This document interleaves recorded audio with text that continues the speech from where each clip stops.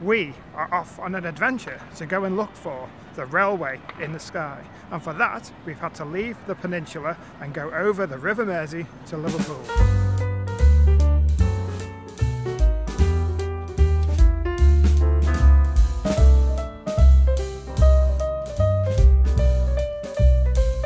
Many years ago, in the last 2 centuries, Liverpool possessed an unlikely part of transport history, a railway in the sky. It opened a century before last in 1893 and ran until 1956. For some Liverpudlians, it spanned their entire lives, and others never knew it existed. Now we're going to transverse the line and see what we can find. Well, as you can see, there is no railway here, but this was the terminus station for the overhead railway. But trains did continue on here through Lineker and Ford and eventually at Aintree station, with access to the racecourse and trains to Preston and the north. They also connected to Seaforth and Litherland, connecting the trains to Southport. So right behind me here is the location of Seaforth station, just up here if you can imagine it. But now this area is owned by Peel Harbours, Peel Docks and Harbours, and unfortunately they didn't give us permission to go in and film the rest of it. But let's cross over the road and see what they've done on the wall on the other side.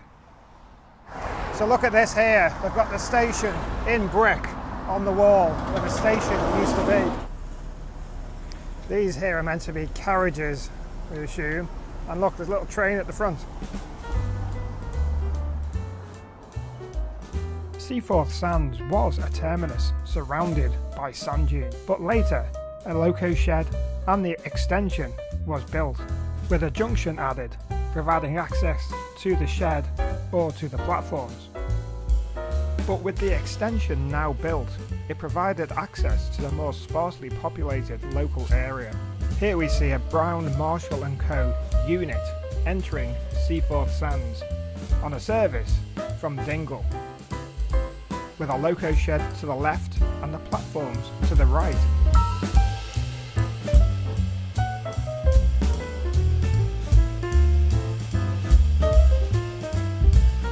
The train then continues onto the branch line, in this case to Seaforth and Litherland, connecting passengers to Southport.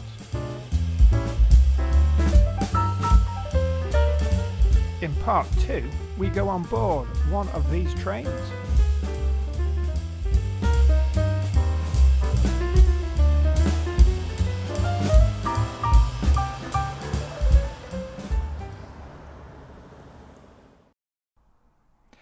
Starting from Seaforth Sands Station, we can follow this line, a corridor of newer houses depicting the route that it used to take. Curving off to the left to Seaforth and Litherland, it then connects to the curve from the right on the line to Aintree. So I've headed over towards Lineker and Ford. Now this is where the railway literally went straight over our heads from Seaforth over towards Aintree in this direction. And in the background over there is that old bridge which comes off the main line, which is just to our right, and curves round and connects onto what was this branch line that we're talking about.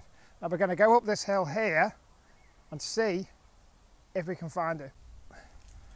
Trying to find Lineker Road Station. This station was actually on the Lancashire and Yorkshire Railway as part of the North Mersey branch line, also being used as a connection to the Grand National at Aintree on Aintree Race Day, and the additional racecourse station, and more recently facilitating charter trains to the Grand National, but it did close in 1986. Right, we've come to that top of that hill, see if we can find the track, and there's some fencing.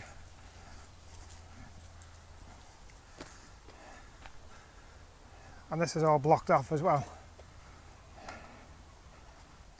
So we got to the top of the hill. Now we can't get over this fence, but just on the other side is where that disused line heads off towards Aintree. Back on board train number 24, we enter Brockley Bank Station.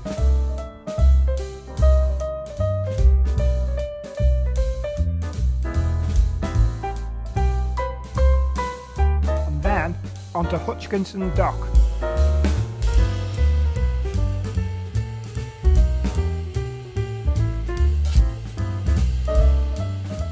And our next stop is by Prince's Dock Station. The Liverpool Overhead Railway was actually two railways. Up on top was for passengers, down below was for goods and freight supplying the docks. Here at Waterside Apartments we see some of that undercover railway. This line, which now goes underneath Waterside Apartments, gave the line access to Riverside Station, which was not part of the overhead network. This remaining piece of railway furniture provided signalling for the overhead railway and the docker's umbrella underneath. We will be back in just a few moments. So here we are in the middle of the line, the centre, the epicentre. Well, it's not quite the middle, to be honest, but this is where the majority of passengers would have used these two stations, James Street and the Pier Head, with access to offices, Church Road just up there, James Street and the Three Graces. This was the mostly used of all of the stations along the line. Seen here from Water Street, the view of Pier Head Station has changed drastically over the years, and here from closer to Chapel Street. The supports still remain even when the railway had been removed here along the Strand, and 30 James Street is now no longer obscured by the bridge.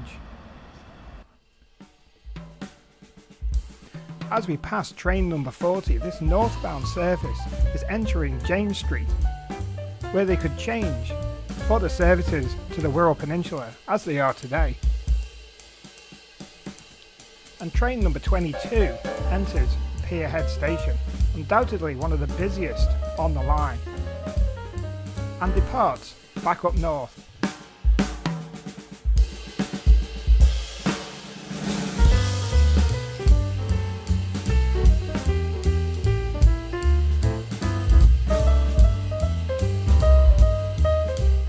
Passing the famous Pier Head Bridge, leaving the Pier Head behind and arriving back at Prince's Dock.